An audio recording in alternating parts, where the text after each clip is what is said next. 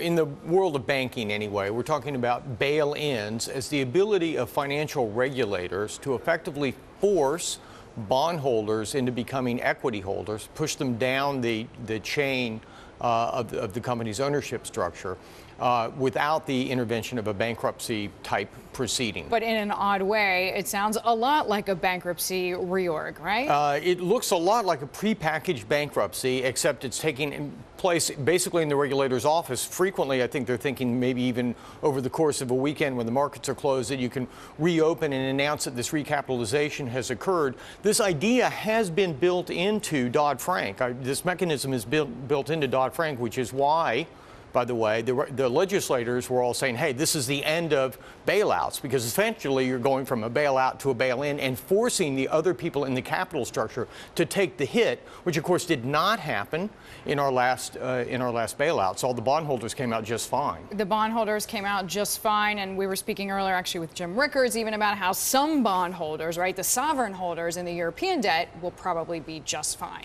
Well, exactly, and that's exactly the connection here, because the sovereign holders, as they come in, the idea is it looks like they're going to prime and take precedent over the pre-existing bondholders, which means those bondholders are effectively being pushed down into the capital structure, which means effectively this is a form of bail-in right here. We're seeing So how does this apply to what we are seeing then in Spain? So when the money comes from either we don't know where the money is coming from. We don't know whether it's the ESF or whether it's coming from the temporary facility, or nobody really knows any of the details, which is why the market isn't reacting terribly well to it so far.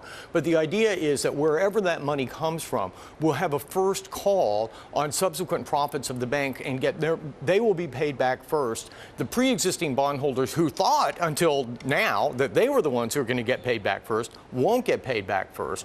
And that's, obviously this is going to play havoc on the prices of those bonds. There's plenty of investors, hedge funds included, who may have now a pretty big whoops on their table. Well, for hedge funds that had previously expected, they were going to play some sort of a convergence strategy, that this class of bonds is going to react to equity in some particular way. Now you've got this kind of deus ex machina coming in and taking control of the situation, something that couldn't possibly be accounted for by any of the traditional mean reversion analysis or statistics, and suddenly it's just kind of a trump card over their strategies. And this is why global macro strategies frequently can perform better in a crisis period than traditional modern portfolio theory type strategies. As many people say, you never know when the shadowy hand of government is going to pop up next. So for an investor, that's a pretty big challenge these days. It's a very big challenge. It really has a lot to do with how you have to go about your allocation strategies, because you have to take account of these sorts of risks.